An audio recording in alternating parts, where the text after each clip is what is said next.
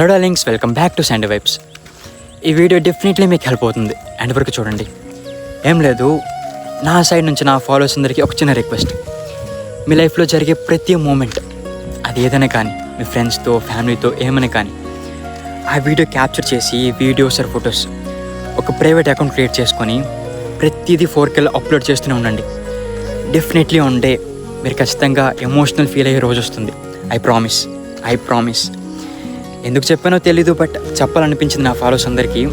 Maybe ఈ విషయం మీ అందరికీ తెలుసు. అరే సో చెప్తున్నాడు, మాకు తెలియదు ఈ విషయం అని మీరు అనుకోవచ్చు. But you can emotional feel అవుతారు ఒకరోజు మాత్రం. సో మీ లైఫ్లో జరిగే ప్రతిదీ క్యాప్చర్ చేస్తూ వీడియోస్, ఫొటోస్ ఒక ప్రైవేట్ అకౌంట్ క్రియేట్ చేసి 4K అప్లోడ్ చేస్తూనే ఉండండి. అండ్ నేను కాంటెంట్ క్రియేషన్ స్టార్ట్ చేయండి అని ఒక వీడియోలో పాస్ట్లో చెప్పాను. అప్పుడు నాకు చాలామంది మెసేజ్ చేశారు. ఏంటి అంటే, అరే ఎలా మాట్లాడాలి, మేము బిగినర్స్ బ్రో, మాకు మాట్లాడడం రాదు, వీ కాంట్ అని. అండ్ 10 మంది ఏదో అనుకుంటారు, సొసైటీ, ఫ్రెండ్స్.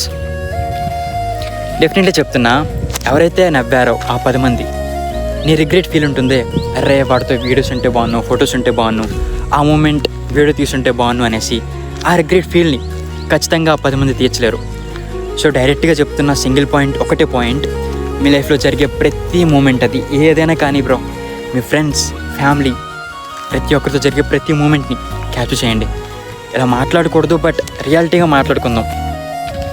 డెఫినెట్గా నీకు ఇష్టమైన నీ ఫ్రెండ్స్, ఫ్యామిలీ, ఇలా ప్రతి ఒక్కరిని కోల్పోయే రోజు వస్తుంది.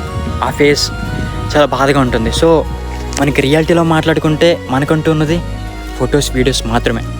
సో చెప్తున్నా, ప్రతి మూమెంట్ని క్యాప్చర్ చేయండి. ఒక ప్రైవేట్ అకౌంట్లో పోస్ట్ చేస్తూనే ఉండండి. మీరు ఎమోషనల్ ఫీల్ అయ్యే రోజు ఖచ్చితంగా వస్తుంది. అండ్ అప్పుడు వచ్చి నా వీడియో కామెంట్ చేయండి. Hope. Thank you so much. నాకు ఈ రిగ్రెట్ ఫీల్ ఉండకూడదని ఈ విషయం మీతో షేర్ చేసుకున్నా. ఉంటా మరి. Signing off, Sandy vibes.